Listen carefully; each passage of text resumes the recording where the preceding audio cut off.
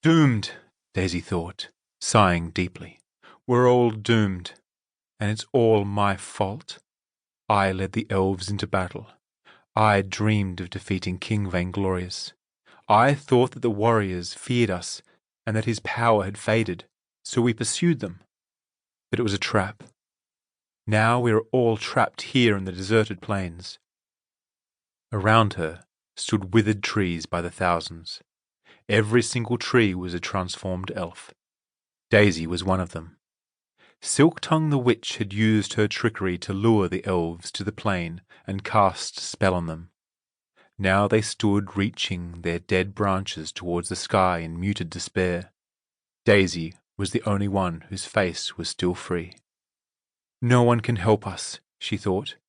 My mother left us to wander in the mountains, and no one has heard from her since. My beloved Humulus would do all he could to help me, I know that. But he has either been killed or taken prisoner by King Vainglorious. Crystal left with Bramble and the others. They are searching for a way of killing King Vainglorious, but they haven't returned. They must have perished deep inside the mountains. Daisy sighed again. It's hopeless, she said to herself. We can never escape. This place is like a nightmare from which you can never wake up. A gust of wind blew across the arid plain with a loud whistling noise. A cloud of grey dust was borne onto the wind. The cloud of dust continued through the trees and irritated Daisy's eyes. Suddenly, the dust settled, and Silktongue stood in front of her with a condescending smile. "What do you want?" Daisy whispered. Her mouth was so dry she could hardly speak. "Have you come to torture me?" "Why would I do that? I am your friend," Silktongue said. "The question is what you want. Do you want to stay year after year on this dusty plain, tormented by an unquenchable thirst? Or will you take from my hand the offer of freedom? Would you like me to free you and all of your elves?" Suddenly, she held a large cup in her hand. She reached it towards Daisy so that it almost touched her lips. "You may drink your fill," Silktongue offered. "All you need to do is promise that you will belong to King Vainglorious and obey him unconditionally." Daisy stared longingly at the water. "Thirsty," she thought drowsily. "I'm so thirsty.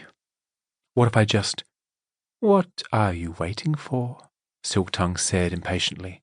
"You and the others will be released, and you will continue to rule over the land of the elves.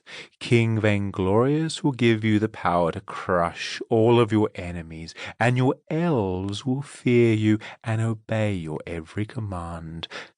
Now drink." She raised the cup to Daisy's lips.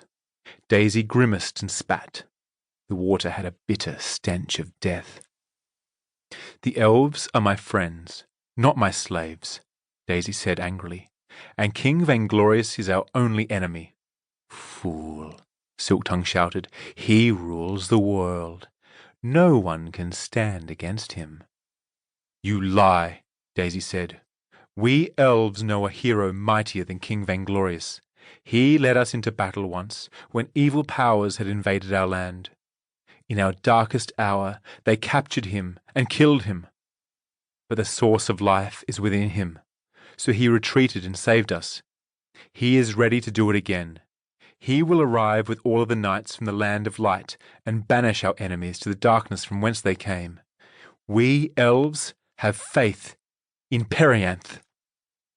"Do not mention that name," Silktongue hissed. She threw down the cup and disappeared in a screeching gust of wind.